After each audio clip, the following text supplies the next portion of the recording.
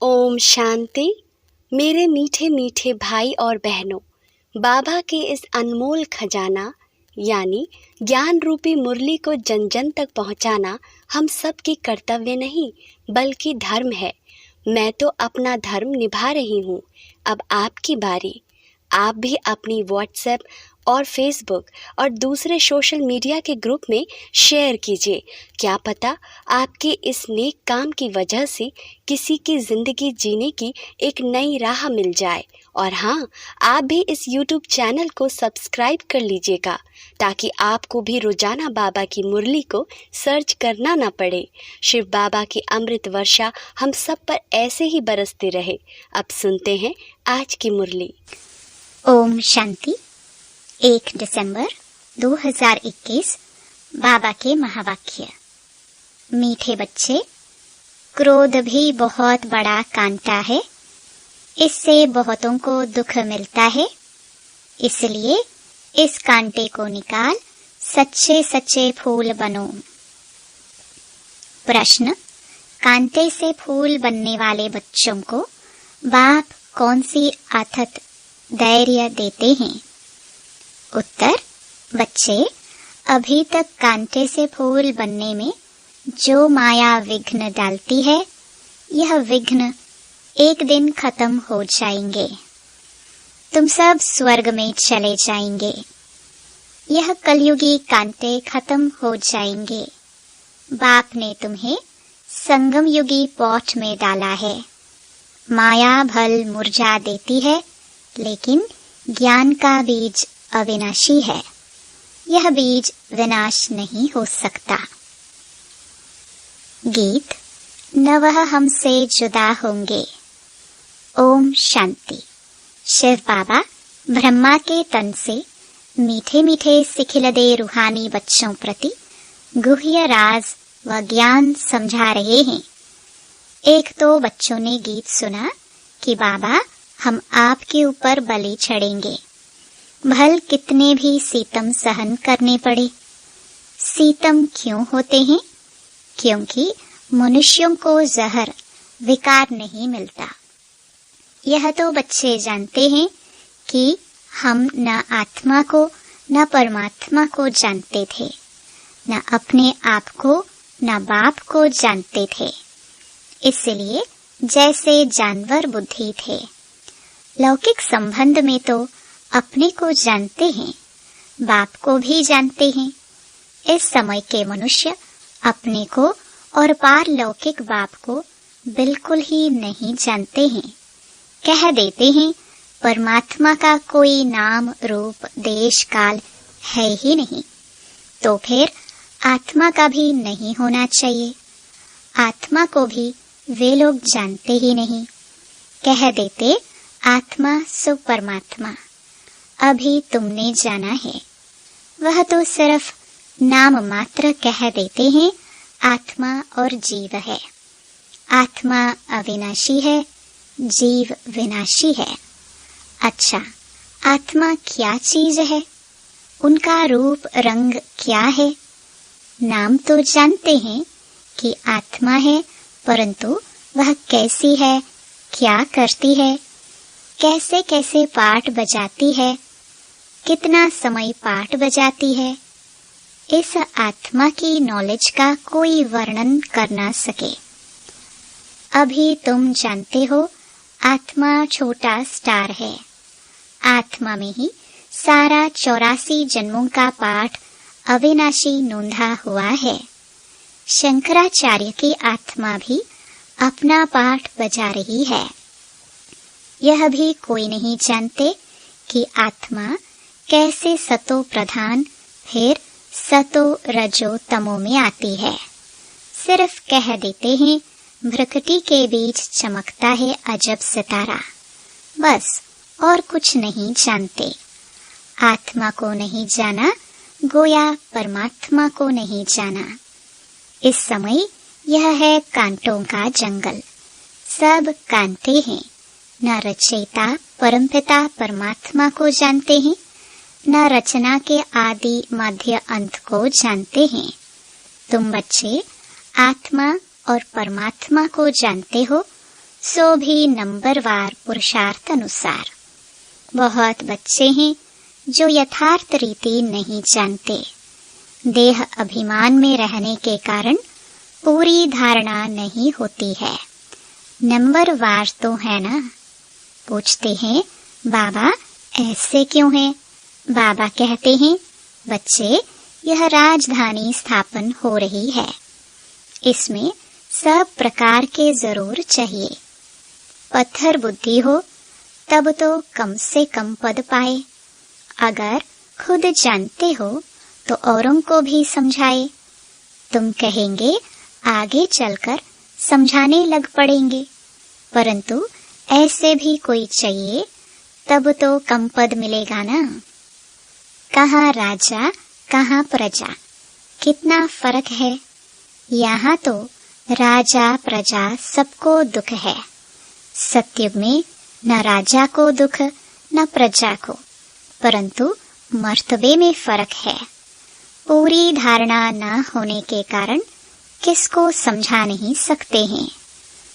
फिर कोई न कोई कांटा लगता रहेगा, कभी लोभ का कभी मोह का।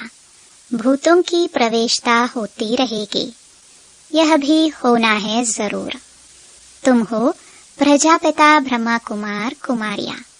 प्रजापिता का बाप कौन? शिव बाबा। बाकी शिव का बाप कोई होता नहीं। यह ब्रह्मा विष्णु शंकर भी शिव की रचना है, तो सब हो गई आत्माएं। परमपिता परमात्मा एक है। ब्रह्मा विष्णु शंकर अथवा लक्ष्मी नारायण आदि कोई भी मनुष्य आत्मा से कभी गति सद्गति का वर्षा मिल नहीं सकता। मनुष्य न आत्मा को यथार्थ जानते हैं न परमात्मा को जानते हैं। एक परमपिता परमात्मा ही आत्मा का रियलाइजेशन करा सकते हैं। ज्ञान से सद्गति होती है। ज्ञान तो एक बाप ही देते हैं। कोई कोई बच्चे फिर यज्ञ की स्थूल सेवा भी बहुत करते हैं। इस सब्जेक्ट से भी मार्क्स मिलते हैं। अब तुम बच्चों को बाप अमर कथा तीजरी की कथा सुनाते हैं। यह वास्तव में कथा नहीं है, यह है रूहानी ज्ञान, अपने को और बाप को जानना। वह तो कह देते हैं जैसे पानी से बुदबुदा निकलता है फिर समा जाता है। हम ब्रह्म से पैदा हो पाठ बजाए फिर ब्रह्म में लीन हो जाते हैं या ब्रह्म ही बन जाते हैं। और कोई रचना और रचता का ज्ञान है नहीं। ज्ञान तो बाप ही आकर समझाते हैं। इनका नाम है शिव। फिर उनको कोई रुद्र भी कहते हैं, कोई पाप कटेश्वर भी कहते हैं। अनेक नाम रख पूजा की सामग्री बढ़ा दी है। जो जो परमात्मा ने कर्तव्य किया है उस पर भिन्न भिन्न नाम रख बहुत मंदिर बना दिए हैं। अब बाप कहते हैं यह है कांटों की दुनिया, विषय सागर। यह भी सबसे लिखाया जाता है कि ईश्वर सर्वव्यापी नहीं है। बाप तो आकर भारत को स्वर्ग बनाते हैं तो सारी दुनिया स्वर्ग बन जाती है। यह भी किसकी बुद्धि में नहीं आता। शास्त्र सब हैं भक्ति के, बाकी हर एक को अपने अपने काम का ज्ञान है। वाढ़े कारपेंटर को वाढ़े का ज्ञान है, डॉक्टर को डॉक्टरी का ज्ञान है। यह है रूहानी ज्ञान जो तो एक परमात्मा ही आकर देते हैं। मनुष्यों को यह पता ही नहीं कि परमात्मा किसको कहा जाता है। गीता में श्री कृष्ण का नाम डाल दिया है। मुख्य बात है ही यह। माई बाप को खंडन कर दिया है तो बाकी सब शास्त्र झूठे हो गए। झूठे पत्थरों की भी खानियां होती हैं। यह भी जैसे झूठे पत्थर हैं। पारस बुद्धि वाले रहते हैं पारसपुरी सतयुग में। यह तो है नरक। बुलाते हैं, हे पतित पावन आओ, तो जरूर पतित हैं। नरक और स्वर्ग दोनों भारत में ही हैं। कोई मरते हैं तो कहते हैं स्वर्ग गया। यह बुद्धि में नहीं आता कि स्वर्ग तो सतयुग को कहा जाता है। परमात्मा स्वर्ग की स्थापना करते हैं, न कि नरक की। रावण राज्य कब से शुरू होता है यह भी किसको पता नहीं है। भल शास्त्र बहुत पढ़ते हैं, ब्रह्मचर्य में भी रहते हैं, परंतु पैदा तो विकार से होते हैं ना। साधु सन्यासी भी साधना करते हैं, बाप से मुक्ति मांगते हैं, क्योंकि छीछी दुनिया में रहने नहीं चाहते हैं।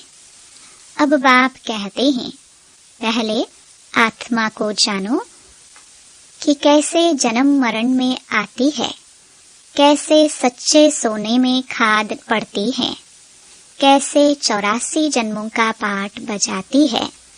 सबसे जास्ती पाठ तुम्हारा है। जो देवी देवता थे वही पूरे 84 जन्म लेते हैं। लक्ष्मी नारायण ने राज्य किया, फिर कहाँ गए? उनकी आत्मा ने जरूर जन्म तो लिया होगा ना। अब वह कहाँ है कोई जानता नहीं। क्रिश्चियन लोग जानते हैं कि क्राइस्ट इस समय बेगरी पाठ में होगा। तुम तो अच्छी रीति जानते हो, लक्ष्मी नारायण जो स्वर्ग के मालिक थे, उन्हों को ही पुनर्जन्म ले 84 जन्म पूरे करने हैं। सभी आत्माएं 84 जन्म नहीं लेंगी। यह भी ज्ञान बुद्धि में धारण करने का है। योग में रहने के सिवाय कांटों से फूल बन नहीं सकते। योग से ही विकर्म विनाश होंगे और सतो प्रधान फूल बनेंगे। जब तक यहाँ है तब तक कुछ न कुछ कांटे पने का अंश रहता है। फूल बन गए फिर तुम यहाँ रह नहीं सकेंगे। फूलों का बगीचा सतयुग को कहा जाता है। अभी तुम कांटों के जंगल अथवा रावण के राज्य में हो। सब कांटे ही कांटे हैं। जो बहुत कांटों को फूल बनाते हैं उन्हें ही सच्चा खुशबूदार फूल कहेंगे। एक फूल होता है किंग ऑफ फ्लावर, सफेद होता है, टेबल पर रखा जाता है, फिर खिलता रहता है, खुशबू बढ़ती रहती है। ऐसा फूल कोई होता नहीं। अब किंग फूल है तो क्वीन भी चाहिए। रात की रानी, गुलाब, मोतिया आदि अच्छे अच्छे फूल हैं। फ्लावर शो दिखाते हैं, वहाँ सब अच्छे अच्छे फूल ले आते हैं। जो अच्छे अच्छे फूल लाते हैं उनको इनाम भी मिलता है। तुम भी फूलों का बगीचा बनाते हो ना। शिव पर फूल चढ़ाते हैं, उसमें रतन ज्योत, अक के फूल भी चढ़ाते हैं। बाबा ने समझाया है, मैं यहाँ तुम बच्चों को फूल बनाने का पाठ बजाता हूँ। मैं जानता हूँ कौन गुलाब के फूल हैं, कौन मोतिया है, कौन रतन ज्योत है, कौन अक है। सबसे छीछी होता है अक। उनकी चलन ही कांटों मिसल होती है। कोई कोई बहुत तीखे कांटे हैं। क्रोध भी एक कांटा है, बहुतों को दुख देते हैं।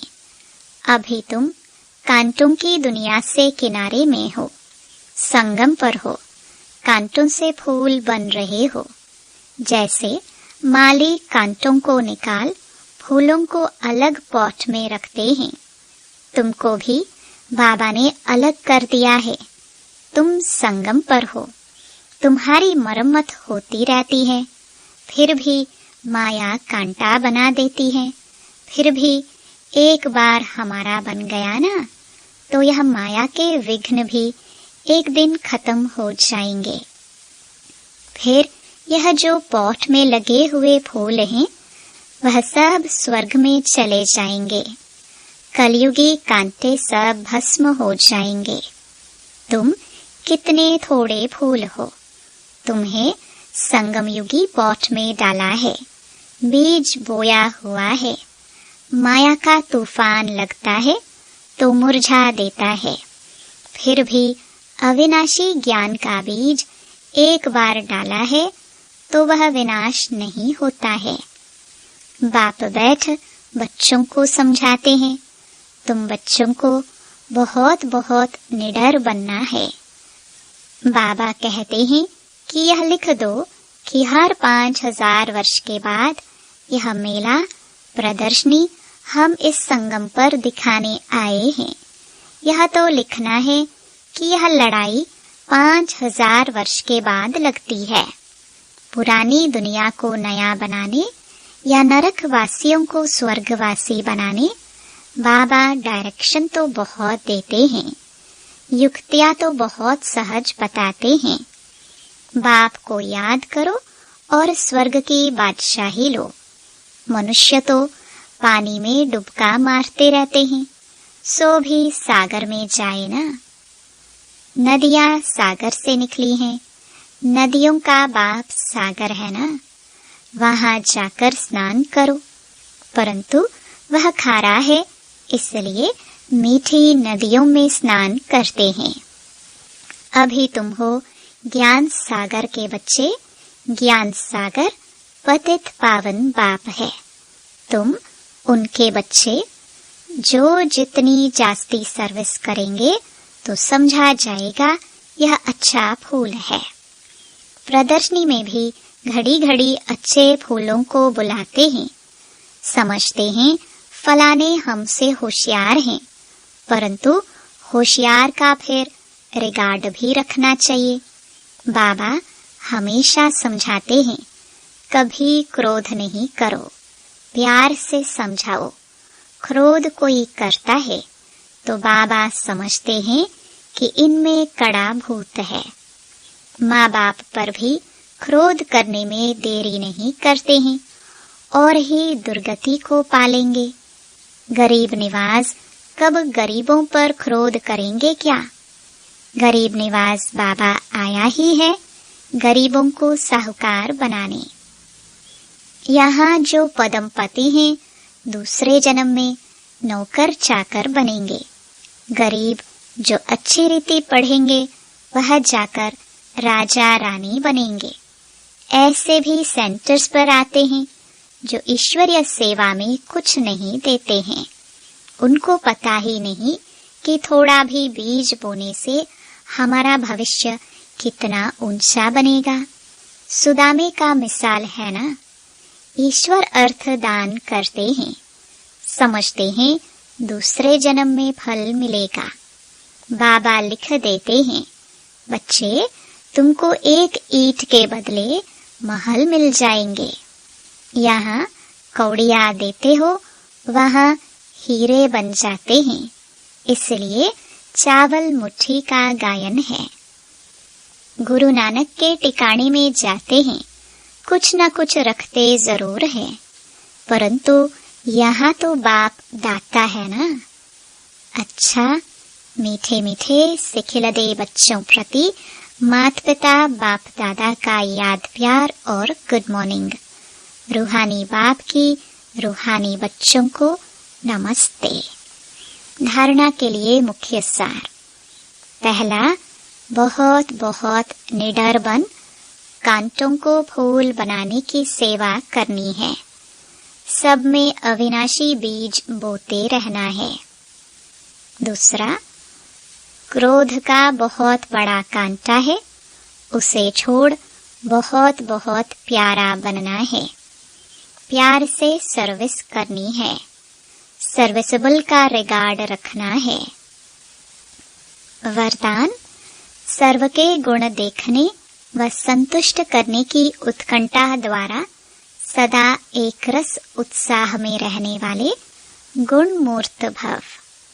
सदा एक रस उमंग उत्साह में रहने के लिए जो भी संबंध में आते हैं उन्हें संतुष्ट करने की उत्कंठा हो।